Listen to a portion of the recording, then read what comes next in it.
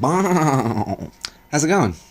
I was just playing Kingdom Hearts 3 on my PS4, using the television while I drink some beers, wearing these glasses that I got for $5 so that I can make a reference to RazörFist. I'm RazörFist. I look forward to next year where we get an econ lecture from Kojima in a cockslave suit. And speaking of Kojima cockslaves...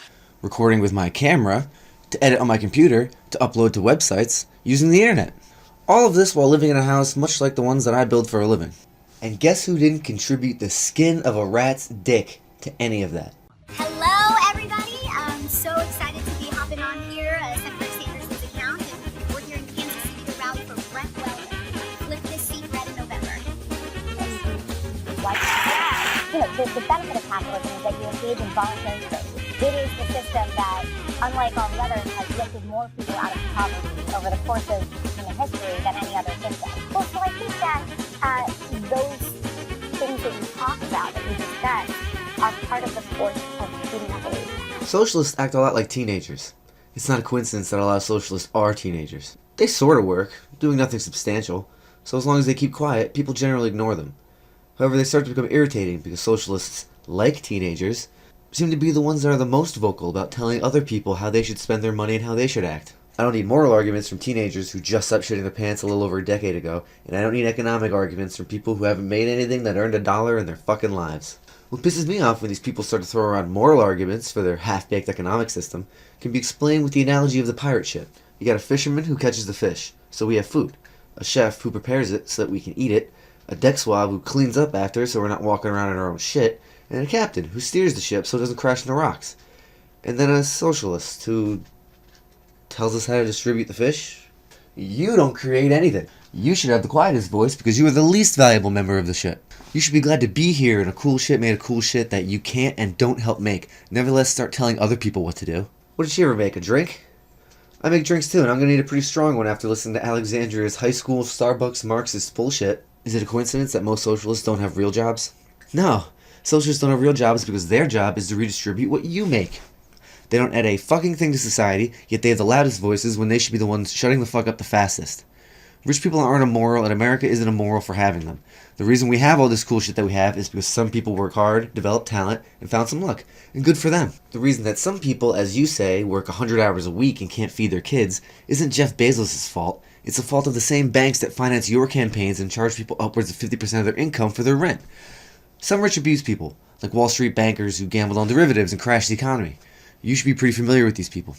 Others just do a good job, develop talent, and get lucky, so they become successful. And instead of being jealous and claiming that they need to do more, we should just be applauding them for the value that they create for us. I have a PS4 and a Switch, because the evil millionaires that run these companies competed to be better than one another, and now I have dope cool stuff that I was able to pay for, by building houses and additions for people richer than I am, who paid me their money. I have a bunch of advanced technology, designed, built, and distributed by hardworking millionaires, with wages I earned from working for hardworking millionaires, using materials purchased from hardworking millionaires.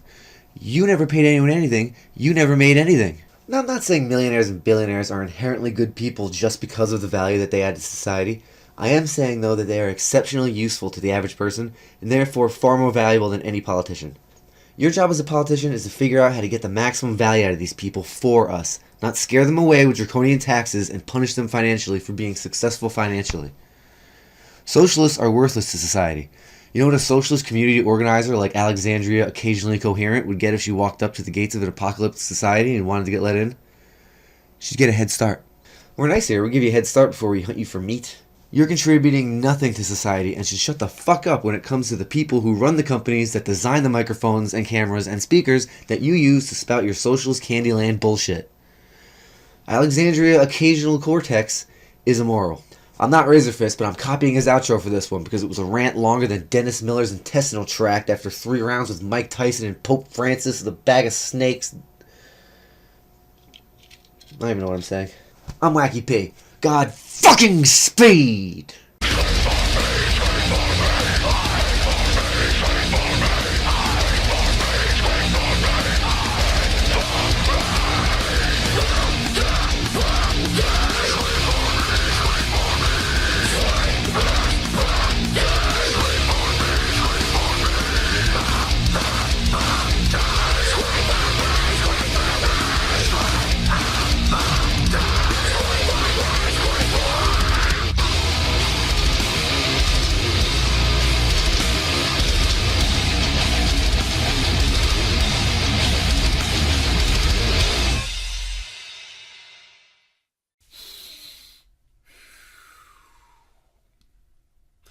Fuck you, I was right! Fuck you, I was right! Fuck you, I was right!